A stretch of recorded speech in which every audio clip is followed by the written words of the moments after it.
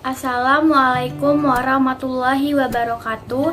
Nama saya Nabila Febriani, NIM 1118138, kelas 11 4A12, Prodi Sistem Informasi Akuntansi dari UPSI Ciledug. Sebelumnya perkenalkan, nama saya Yananditya Septarini, NIM 111800431. Perkenalkan, nama saya Salsabila Widya Farah, NIM saya 118114. Nama saya Anissa Hairanti, NIM 111180941. Nama saya Alina Torfi, NIM 111807078. Oke, di sini yang pertama yaitu mengenai latar belakang masalah, yaitu tentang perkembangan teknologi. Perkembangan teknologi informasi kini berkembang dengan seiring berjalannya perkembangan zaman. Teknologi informasi sangat berperan penting dalam dunia bisnis, karena teknologi sebuah informasi yang dapat dengan cepat didapatkan bahkan dalam waktu singkat. Dengan adanya teknologi informasi dapat membuat sistem manual menjadi komputerisasi. Ini kelompok kami mendapatkan tema yaitu mengenai pembelian bahan baku pada suatu perusahaan, yaitu perusahaan UDGTJ. Perusahaan UDGTJ yaitu sebuah perusahaan yang bergerak di bidang penjualan barang-barang fashion. Sistem penjualan saat ini menggunakan media telepon atau customer yang ingin membeli datang langsung atau bertanya langsung mengenai produk. Jika hanya mengandalkan cara seperti itu, akan membutuhkan proses yang lama dan terkadang barang yang ingin dipesan tidak selalu ada sehingga membuat customer harus menunggu. Hal tersebut menyebabkan ketidakpuasan customer terhadap layanan dan berdampak omset pendapatan perusahaan tidak mengalami peningkatan. Selain itu, perkembangan perusahaan dinilai agak lambat. Oke, selanjutnya ada activity diagram. Apa itu activity diagram? Menurut Mulyani 2016 mengatakan bahwa activity diagram yaitu diagram yang digunakan untuk menggambarkan alur kerja atau aktivitas pada use case atau proses. Jadi, activity diagram adalah diagram yang menggambarkan workflow atau aliran kerja atau aktivitas dari sebuah sistem atau proses bisnis. Oke, di sini ada activity diagram pembelian bahan baku pada perusahaan UDGTJ yang sudah kami buat. Jadi kita di sini ada 4 streamline, yaitu pertama ada bagian gudang, ada admin, bagian keuangan, dan supplier. Jadi pertama bagian gudang itu mengecek persediaan barang dia, terus dilanjut, terus di situ ada decision, keputusan. Jika persediaan barangnya masih ada, dia akan stop di situ, dia tidak akan melanjutkan aliran kerjanya. Jika barangnya habis, dia akan lanjut dan membuat permintaan pemesanan bahan baku. Terus dia menyerahkan informasi data kepada si admin. Admin menerima informasi data dari si bagian gudang ini. Dan admin ini membuat SOP, surat order pembelian, terus menyerahkan laporan SOP kepada supplier. Supplier menerima SOP. Setelah itu, supplier mengecek barang, lalu mengirim barang beserta faktur, dan bagian gudang menerima barang dan faktur dari supplier. Setelah itu bagian gudang membuat surat penerimaan barang. Setelah membuat surat penerimaan barang kepada admin, dia memberikan kepada admin, terus admin menandatangani surat penerimaan barang tersebut. Lalu lanjut supplier menerima SPB, surat penerimaan barang. Terus supplier meminta konfirmasi pembayaran kepada bagian keuangan. Bagian keuangan melakukan pembayaran, dan lanjut supplier menerima pembayaran dari bagian keuangan. Supplier membuat kwitansi, menyerahkan kwitansi, dan bagian keuangan menerima kwitansi tersebut dan stop di situ, final state di situ. Jadi final state itu ada 2, jadi di bagian yang atas itu dan yang bawah. Berikutnya ada dokumen-dokumen. Yang pertama ada dokumen masukan. Nama dokumen yang pertama itu ada faktur, fungsinya sebagai surat tagihan pembelian, sumbernya dari supplier, tujuannya ke bagian admin, medianya kertas, frekuensinya terjadi saat penerimaan bahan, bentuk dokumennya lampiran A1. Terus yang kedua ada nama dokumen yaitu purchase order atau PO, fungsinya sebagai bukti pemesanan barang, sumbernya admin, tujuannya supplier, medianya kertas, frekuensi terjadi saat pembelian stok barang, bentuk dokumennya lampiran A1. Kemudian di sini saya akan menjelaskan dokumen keluaran. Di sini ada nama dokumen faktur pembelian, Fungsinya sebagai surat setoran pembelian, sumbernya admin, tujuannya gudang, medianya kertas, jumlah 1 lembar, frekuensi terjadi saat permintaan stok barang, bentuk dokumen B-01. Kemudian ada nama dokumen, surat jalan, fungsi bukti pengiriman barang, sumber admin, tujuan kurir, media kertas, jumlah 1 lembar, frekuensi terjadi saat pengiriman barang, bentuk dokumen J-01. Di sini saya akan menjelaskan definisi use case diagram. Menurut Sri Mulyani 2018 mengatakan bahwa use case diagram yaitu diagram data barang. Use case diagram merupakan pemodelan untuk melakukan behavior sistem informasi yang akan dibuat. Kemudian di sini sebagai gambaran use case login, untuk admin melakukan login, terus input nama karyawan atau bisa input password. Setelah input nama karyawan, verifikasi akun. Setelah input password, verifikasi sistem. Atau bisa juga admin melakukan keluar, tandanya selesai atau berhenti. Selanjutnya di sini ada use case halaman awal. Admin melakukan login yang terdiri dari menu master, menu laporan, menu jurnal, dan menu transaksi. Yang mana menu master terdiri dari data barang, jumlah barang, data karyawan, dan data supplier. Untuk menu transaksi terdiri dari stok yang habis dan penerimaan barang. Di sini saya akan menjelaskan use case data barang. Pertama, ada admin. Nah, dari admin itu dia bisa masuk ke menu mengelola data barang. Lalu dari menu mengelola data barang, kita bisa mencari, simpan, beli, tambah, edit, hapus, dan batal. Setelah itu bisa ada juga menu keluar. Activity diagram program usulan. Nah, di sini ada 3 bagian. Ada bagian gudang, pimpinan perusahaan, dan juga bagian pembelian. Mari kita jelaskan satu-satu. Pertama, dari bagian gudang, itu startnya. Bagian gudang membuat nota pemesanan barang, lalu menyerahkan nota pesanan barang tersebut kepada bagian pimpinan perusahaan. Setelah diterima oleh bagian pimpinan perusahaan, ia bisa menandatangani nota tersebut, lalu setelah itu dikembalikan ke bagian gudang. Habis ditandatangani notanya, bisa juga menyerahkan nota pemesanan yang sudah ditandatangani dan disetujui ke bagian pembelian. Jadi dia bisa menyerahkan nota itu ke bagian gudang dan juga ke bagian pembelian. Lalu setelah bagian pembelian menerima nota tersebut, bagian pembelian membuat PO atau purchase order. IRD atau Entity Relationship Diagram. Menurut Mulyani, IRD merupakan tools yang digunakan untuk memodelkan struktur data dengan menggambarkan entitas dan hubungan antara entitas atau relationship secara abstrak atau konseptual. Ini adalah IRD perusahaan UDGTJ bagian pembelian bahan baku. Di sini ada 5 entitas. Yang pertama itu adalah bagian gudang. Bagian gudang memiliki 3 atribut, yaitu tanggal pengecekan, nama karyawan, dan nomor pemesanan. Lalu bagian gudang mempunyai hubungan, yaitu melakukan kepada admin.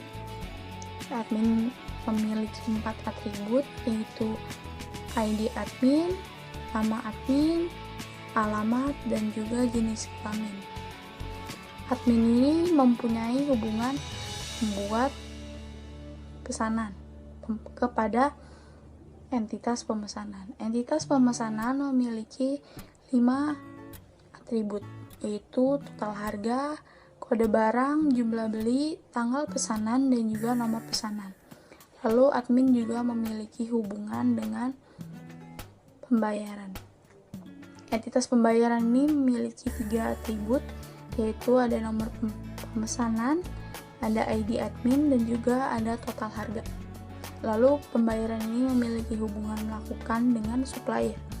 Supplier memiliki 4 atribut, yaitu ada nomor HP, alamat supplier, nama supplier, dan juga ID supplier. Menurut Kusrini 2017-18 dalam Nugraha dan Oktasia 2016 mengatakan bahwa LRS Logical Record Structure merupakan representasi dari struktur record pada tabel-tabel yang terbentuk V berbaris online pada perusahaan. Ini ada tabel RRS. Yang pertama bagian gudang. Di tabel bagian gudang terdiri dari nama karyawan, nomor pemesanan, tanggal pengecekan. Yang kedua admin. Di tabel admin ada alamat, ID underscore admin, jenis underscore kelamin, nama underscore admin. Yang ketiga ada tabel pemesanan. Di tabel pemesanan ada jumlah underscore beli, kode underscore barang, nomor underscore pemesanan, tanggal underscore pemesanan, tot underscore harga. Yang keempat ada pembayaran. Di tabel pembayaran ada kode underscore admin, nomor underscore pemesanan, tot underscore harga. Yang kelima ada supplier. Di tabel supplier ada alamat, ID supplier, nama underscore supplier, nomor underscore HP. Spesifikasi file. Yang pertama spesifikasi tabel karyawan. Nama database UD underscore GPG, nama file admin, tipe file file master, akses file random, panjang record 40 karakter kunci field, ID admin. Di dalam tabel karyawan terdapat elemen data. Yang pertama ID admin, nama admin, jenis kelamin, alamat admin, kontak, nama field, ID underscore admin, nama underscore admin, jenis underscore kelamin, alamat underscore admin, kontak, tipe integer, varchar, enum, varchar, char, size 5, 20, L laki-laki, P perempuan, 45, 20. Keterangan primary key dari ID admin. Selanjutnya saya akan menjelaskan spesifikasi file tabel pembelian. Nama database UDGTJ, nama file nota pembelian, akronim tidak ada, tipe file file master, akses file random, panjang record 10 karakter kunci file, ID underscore pembelian. Dengan yang pertama, elemen data ID pembelian, nama file ID underscore pembelian, tipe integer, size 12, keterangan primary key. Yang kedua, nomor transaksi, nama file nomor underscore transaksi underscore beli, tipe varchar, size 50. Yang ketiga, tanggal beli, nama file TGL underscore beli, tipe datetime, size 30. Yang keempat ada nama barang, nama file, nama underscore barang, tipe varchar, size 10. Yang kelima ada kode barang, nama file, kode underscore barang, tipe varchar, size 50. Yang keenam ada jumlah beli, nama file GML underscore beli, varchar, size 50. Yang ketujuh ada total harga, nama file tot underscore harga, tipe varchar, size 10. Yang kedelapan ada ID supplier, nama file ID underscore supplier, tipe integer, size 11. Yang ketiga ada spesifikasi file tabel data barang dengan nama database UDGTJ, nama file data barang, akronim tidak ada, tipe file file master, akses file random, panjang record 40 karakter kunci file ID underscore barang. dengan tabel elemen data yang pertama ID barang, nama file ID underscore barang, tipe integer, size 4, keterangan primary key. Yang kedua ada ID jenis kelamin, nama file ID underscore JNS, tipe integer, size-nya 4. Yang ketiga elemen data nama barang, nama file nm underscore brg, tipe varchar, size 20. Yang keempat ada harga, nama file harga, tipe varchar, size 15. Saya akan menjelaskan tentang kelas diagram. Yang pertama ada supplier yang memiliki ID underscore supplier, nama underscore supplier, alamat underscore supplier, dan nomor underscore telepon. Dan pemesanan memiliki ID underscore pemesanan, jumlah underscore pemesanan, tanggal, total underscore harga. Stok barang memiliki ID underscore barang, kode underscore barang, nama underscore barang, jumlah underscore barang, dan quantity. Stok barang lalu memiliki bahan baku. Bahan baku memiliki ID underscore bahan underscore baku, kode underscore bahan underscore baku, nama underscore barang, jenis underscore bahan. Lalu ada tagihan barang, nomor underscore tagihan, ID underscore pemesanan, tanggal, dan total. Squash diagram memiliki admin, from laporan pembelian, catatan pembelian, bahan baku, minta beli, detail minta beli. Yang pertama, admin melakukan pilihan menu laporan pembelian, lalu mengirim pada from laporan pembelian. Dari from laporan pembelian, mengirim menampilkan from laporan pembelian ke admin. Lalu admin pilih tanggal periode, lalu melakukan catatan pembelian, lalu memverifikasikan data, lalu get data bahan baku, dan get data minta beli. Dari minta beli, get data detail minta beli, lalu melakukan view data pembelian pada from laporan pembelian. Selanjutnya, user interface, yaitu memudahkan penginputan data masukan oleh user, membuat program menjadi menarik, memudahkan pembacaan data yang dihasilkan oleh program, efisiensi kerja yang dilakukan oleh user, yang terakhir memperkecil kesalahan masukan data yang dilakukan oleh user.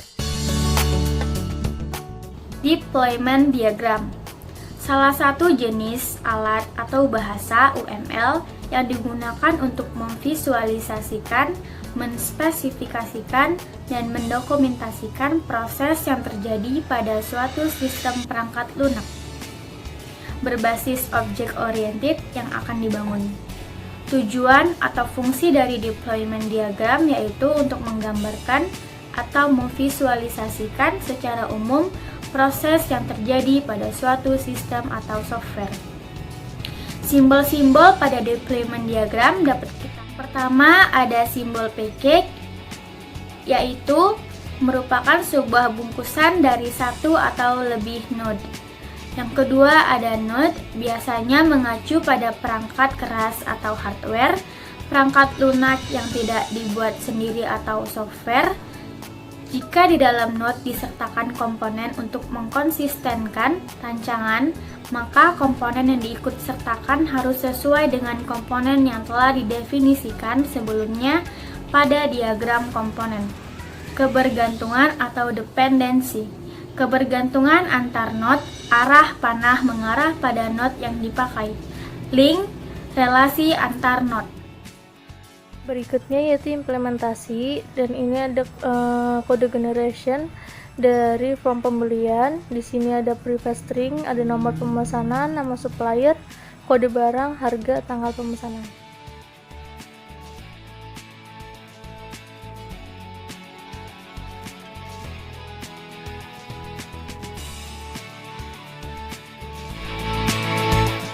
Ada tabel spesifikasi hardware software. Yang pertama sistem Windows 32 bit, prosesor Intel Core TM i3 3227U, CPU at 1,90 GHz,